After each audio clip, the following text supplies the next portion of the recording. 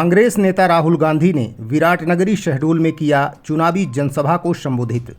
खबर मध्य प्रदेश के विराटनगर शहडोल से है, जहां बीते दिन पावन धरा बाणगंगा मेला मैदान शहडोल में कांग्रेस पार्टी शहडोल द्वारा विशाल चुनावी सभा का आयोजन किया गया।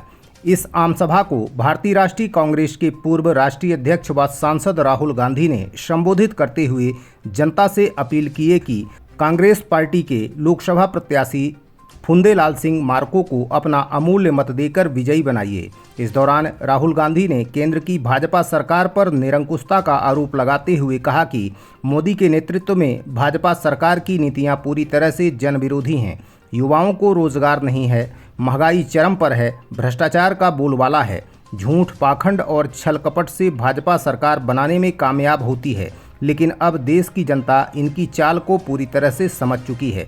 राहुल गांधी ने कहा कि कांग्रेस की सरकार बनने पर केंद्र सरकार की नौकरियों में 33% आरक्षण दिया जाएगा, पेपर लीक के मामले में कठोर कानून बनाया जाएगा, भारतीय सेना में अग्निपथ योजना बंद करके नियमित नौकरी दी जाएगी।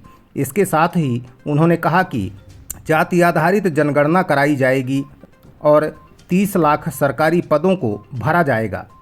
हम सबका आदरणीय आप कार्यकर्ताओं ने, नेताओं ने किया है, इसलिए मैं आप सबको आह्वान करता हूँ कि मां नर्मदा की पावन धारा जहाँ से प्रवाहित हो रही है और आप सब लोग, हम जैसे आप लोगों ने टिकट दिलाने का आपने सिफारिश किया है, उसी तरीके से आप अपने अपने बूथ में, अपने अपने पोलिंग में, माननीय हमारे सेक्टर प्रभारी, बड़ियाम प्रभारी और सभी आदरणीय कार्यकर्ता नेताओं से मैं आह्वान करता हूँ कि हम आप सब मिलकर के और अपने पूर्ण बूथ को जीतेंगे, हम चुनाव जीतेंगे। मेरा वोट सबसे मजबूत। 2014 में चुनाव में नरेंद्र मोदी जी ने जो बातें की थी, वो काले धन की बात हो, बहुत हुई महंगाई की मार, अब की मार मोदी सरकार याद है नहीं है आपको? नरेंद्र मोदी जी ने कहा था 2 करोड़ रोजगार का, स्विस बैंक का, काले धन का कितना जाएगा, रेलवे को कितना मिलेगा, 90 अफसर सारे निर्णय लेते हैं। नरेंद्र मोदी जी कहते हैं कि ओबीसी सरकार चला रहा। नरेंद्र मोदी जी कहते हैं कि आदिवासियों की रक्षा करता है। भाइयों बहनों, 90 में से एक अफसर आदिवासी, 90 में से एक। आपकी आबादी 8% और वो जो एक अफसर है उसको कोने में बैठा रखा है, उसको कोई जिम्मेदारी नहीं देते।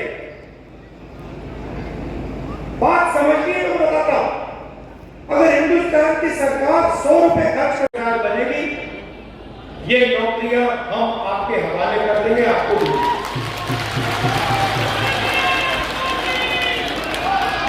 वैसे ही हम हिंदुस्तान के सब युवाओं को अप्रेंटिसशिप का अधिकार देने जा रहे हैं। इसका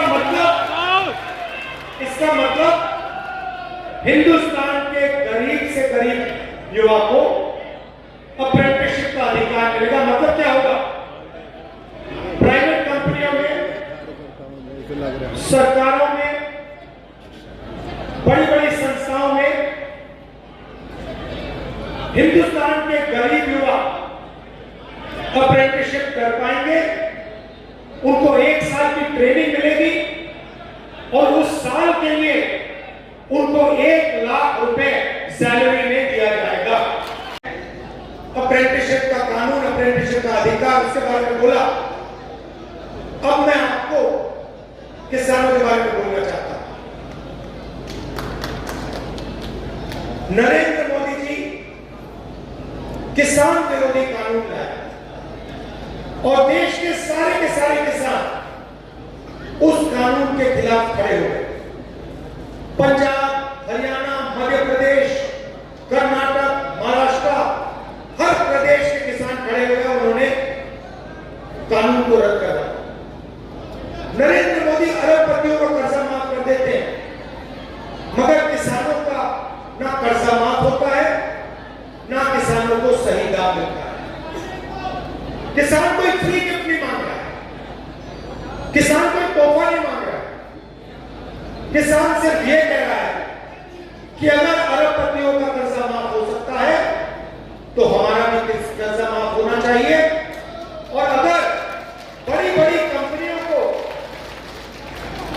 उनके प्रोडक्ट्स के लिए सही दाम मिल सकता है तो हिंदुस्तान के किसान को भी सही दाम मिलना चाहिए।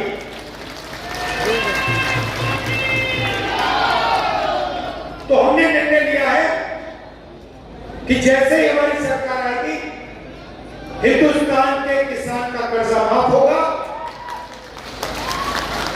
और प्राइवेट कंपनी में कोई मैनेजर रखा जाता है तो उसे परमानेंट जॉब दी जाती है, आईएएस अफसर को परमानेंट जॉब दी जाती है, मगर गरीब लोगों को कॉन्ट्रैक्ट बेसिस पे जॉब दी जाती है, ठेकेदारी से जॉब दी जाती है, और जब भी उसको हटाने की जरूरत होती है 1 मिनट में बिना कोई कॉम्पनसेशन उसको उठाए बाहर फेंक देते। ये जो ठेकेदारी प्रथा है इसको कांग्रेस पार्टी की सरकार खत्म करने जा रही है। सरकार में और पब्लिक सेक्टर यूनिट्स में ठेकेदारी प्रथा हम बंद करेंगे, और जिसको भी नौकरी मिलेगी वो परमानेंट नौकरी होगी, वो सरकारी नौकरी होगी, और वो किसी ठेकेदार के थ्रू नौकरी नहीं होगी। इससे आदिवासियों को, दलितों को, पिछड़ों को, गरीब जनरल क्लास के लोगों को फायदा होने जा रहा है।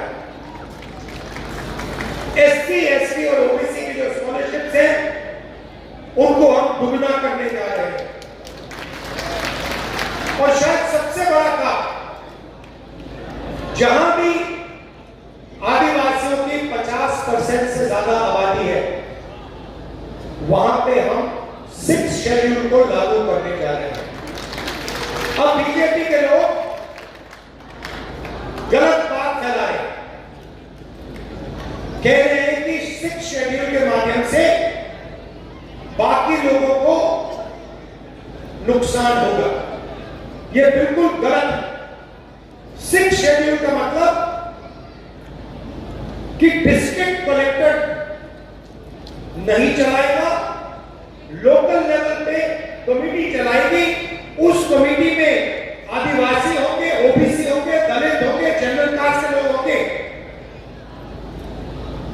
तो ओबीसी को, दलित को नुकसान नहीं होगा, किसी को नुकसान नहीं होगा।